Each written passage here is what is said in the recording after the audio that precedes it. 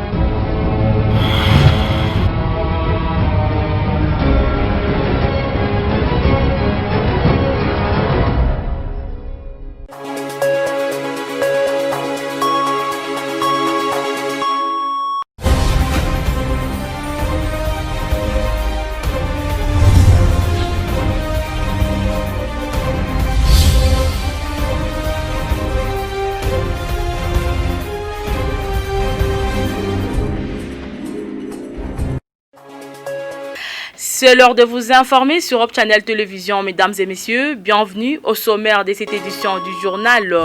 Les travaux de réhabilitation du tronçon routier Place Moulamba, frontière Ruzizi 1er, de la Bosse d'Enrobé, financés par le gouvernement provincial, ont repris avec l'asphaltage ce mardi 22 décembre 2020. 5 partis politiques du Sud Kivu viennent d'adhérer officiellement au sein de l'Union sacrée ce mardi 22 décembre 2020. Voilà tout pour le sommaire de cette édition du journal. Bienvenue dans les détails. Channel TV, la référence de la télévision.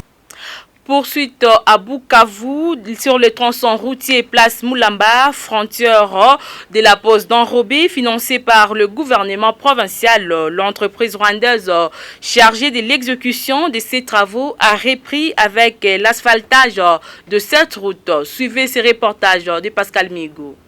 Ces travaux sont financés par le gouvernement provincial du Sud Kivu. Ils sont exécutés par une entreprise rwandaise du groupe EIPOS sous la supervision des contrôles de l'Office des routes Sud Kivu. L'ingénieur Yves Kikunda de la mission de contrôle de l'Office des routes Sud Kivu a donné les explications sur la nature des travaux, les difficultés rencontrées et les conseils aux usagers. C'est un peu de patience. Parce qu'ils ont dit on a abandonné les chantiers. Non, moi je dirais qu'on n'a pas abandonné. Comme je l'ai évoqué au début, en tout cas la période que nous avons maintenant c'est une période pluvieuse.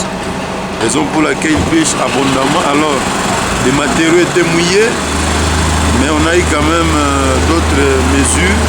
Moi je pense pour le moment en tout cas on va avancer trop bien. La population d'Engouba et quelques usagers de cette route ont remercié le gouvernement provincial sous la direction de Théo Kassingwa-Bidje pour la poursuite des travaux, mais ils fustigent le retard connu sur le planning de ces travaux. Le directeur général du groupe EIPOS, l'ingénieur Jean-Marie, demande aux riverains de la route et aux usagers d'être patients. 5 partis du Sud Kivu, dont ARC, IDPS, AFDCA, MS et MLC viennent d'adhérer officiellement au sein de l'Union sacrée ce mardi 22 décembre 2020. Ces partis politiques viennent de suivre l'appel lancé par le gouverneur de province Théo Ngwabidje Kassi il y a de cela une semaine. Suivez la déclaration de ces 5 partis politiques élus ici par le président fédéral de l'UDPS Sud Kivu, M. Guillaume Kalumuna. Félicitons et encourageons le chef de l'État tant pour les grandes décisions prises de mettre un terme à la coalition Cash-FCC, la nomination d'un informateur et la mise en place de l'union sacrée autour des principes et des valeurs ainsi que des actions visant en premier lieu le bien-être du peuple congolais. Les forces politiques du Sud Kivu favorables à l'union sacrée de la nation invitent toutes les forces politiques et sociales qui aspirent au changement, à l'avènement d'un état de droit, à l'intégrité du territoire national, à la bonne gouvernance, à se mobiliser et à se joindre à nous pour la cause commune de la nation et à répondre massivement à toutes les activités qui seront entreprises incessamment dans le but de soutenir l'union sacrée de la nation prônée par le chef de l'État. Et le bourgmestre de la commune d'Ibanda, Namega Benta Itunda Evariste, fustige la circulation de malades mentaux dans la ville de Bukavu. Pour Namega Benta Itunda, à travers une interview accordée à votre chaîne, les taux de malades mentaux ne cessent d'augmenter dans la ville de Bukavu, ce qui pourrait être à la base de l'insécurité. Il en parle ici devant la caméra de Janvier Baraïga. Il y a des Rwandais malades mentaux. Ça nous étonne parce qu'au Rwanda, il n'y a pas de malades mentaux. Ce ne sont pas des malades mentaux, ce sont des infiltrés. Depuis quand un malade mental peut avoir un souci avec lui? Ce sont des infiltrés. Ils ont leur mission. Ce sont des hommes dangereux qui doivent être encadrés quelque part. La commune n'a pas la capacité d'arrêter les malades mentaux. Il faut des techniciens dans ce domaine. L'utilisation des appareils à faible consommation, c'est l'une des recommandations faites par le directeur de la SNEL Sud Kivu et Maniema, Jovi Moulemangabo, pour pérenniser les systèmes Cash Power déjà opérationnels à Bukavu. Déclaration faite ce mardi 22 décembre 2020. Cette recommandation fait suite aux lamentations de certains abonnés qui accusent cette société d'électricité de ce qu'ils qualifient de mauvais services offerts par la SNEL dans la durée. Jovi Moulemangabo, ici interrogé par Priska Biamungu. C'est que les claviers qui est à la portée du client renseignent chaque fois la consommation. Donc il y a moyen d'interroger ces claviers et ces claviers vont vous dire que vous avez acheté autant d'énergie, et vous avez consommé autant, il reste autant. Et chaque fois que l'énergie veut se terminer, les claviers, donc il y a un bip que les claviers donnent au client. Il faut dire au client qu'attention, il reste... Il n'y a plus beaucoup d'énergie qui vous reste. Il est nécessaire que vous puissiez déjà voir comment aller à la SNEL, vous approvisionner encore. Il en appelle à tous les abonnés à une gestion rationnelle pour enfin protéger les services de la SNEL.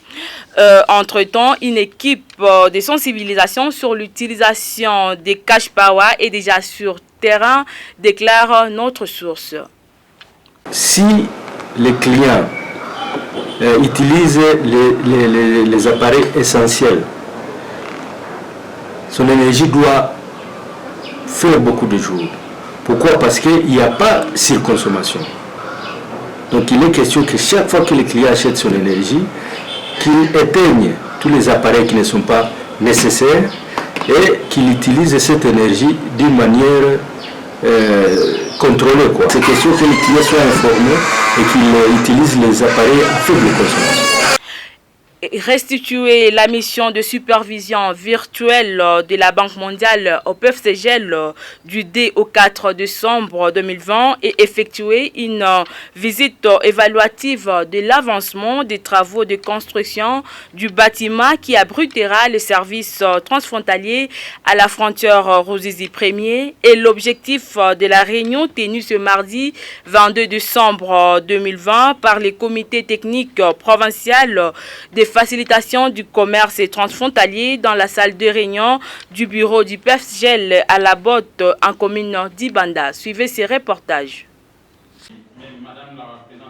Pour le PFCGL, la mission de supervision virtuelle de la Banque mondiale était bien déroulée et les projets étaient cotés dans le bon sens par la Banque mondiale. Concernant les trafics transfrontaliers des petits commerçants à la frontière, Madame la ministre du Commerce a recommandé à la société civile de conscientiser les petits commerçants de la République démocratique du Congo sur la bonne collaboration entre eux et ceux du Rwanda. Après cette réunion, le comité technique a effectué une visite évaluative de l'avancement des travaux de construction du bâtiment des services transfrontaliers. Un constat satisfaisant a été remarqué par le coordonnateur du PFCGL, M. Célestin Bouchekou-Desrois. Les travaux avancent, bien, même si on aimerait que ça avance davantage, parce que ces bâtiments, c'est le reflet des activités du PFCGL au niveau de la RDC, parce que c'est le bâtiment qui a été lancé en premier en termes de construction. Vous voyez que c'est le premier bâtiment ici. Nous sommes déjà au premier étage. C'est un bâtiment de 2 étages.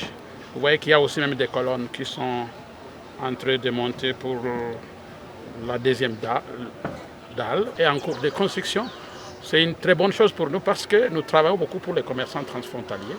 Sur place, le représentant du directeur de la DGDA a apprécié la manière dont les travaux évoluent et appelle aux responsables du projet à mettre pression à l'entreprise chinoise qui exécute les projets afin que cet ouvrage soit remis dans les délais. Un sentiment de satisfaction en partie. Je crois que ça ne sera pas une dernière visite. Nous pensons revenir pour que l'entreprise de construction puisse sentir une certaine pression venant de bénéficiaires que nous sommes. Il y a tous les services venant à la frontière. La société civile félicite le PFCGL pour leur manière de les impliquer dans l'exécution de ces projets. Nous, en tant que représentants de la société civile du site Kivu, nous tenons à dire merci aux gestionnaires du projet. Parce que depuis que le projet a commencé, la place de la société civile est bien aménagée. Les petits commerçants à leur tour remercient ces projets car grâce à ces bâtiments, leurs marchandises ne seront plus mouillées. Wanatujengea entrepôt, tuliteseka siku mingi, hakuna nafasi ya kuwekea vitu yetu, lakini projet inatusaidia sisi wachuruzi wadogo kutujengea entrepôt, kutakuwa tunawekea vitu yetu havitalobana tena. Signalons que ces bâtiments devraient être remis à la fin de ce mois de décembre, mais suite à la présence de la pandémie à coronavirus, la remise interviendra en juin de l'année prochaine. Et l'administrateur du territoire de Fizi au Sud Kivu, Kawaya Mutipula Aimé, vient d'être suspendu de ses fonctions par le gouverneur de province Teongwa Bidje Kassi. Selon l'arrêté signé le 8 décembre 2020, l'autorité provinciale motive sa décision par les coûts que l'administrateur Kawaya Aimé avait administrés à Madame Susanna Kaki après dispute dans un carré minier situé à Nyangi dans le territoire de Fizi. En attendant, l'intérim sera assuré par messieurs Mabiswa Selemani Jean, administrateur assistant chargé des questions politiques et administratives. Et tous les gouverneurs de province de la RDC sont invités à Kinshasa pour prendre part à la conférence de gouverneurs qui se tiendra du 28 au 29 décembre prochain à Kinshasa. Leur invitation est contenue dans un message officiel du ministre de l'Intérieur, Gilbert Kakondé, signé ce lundi 21 décembre 2020.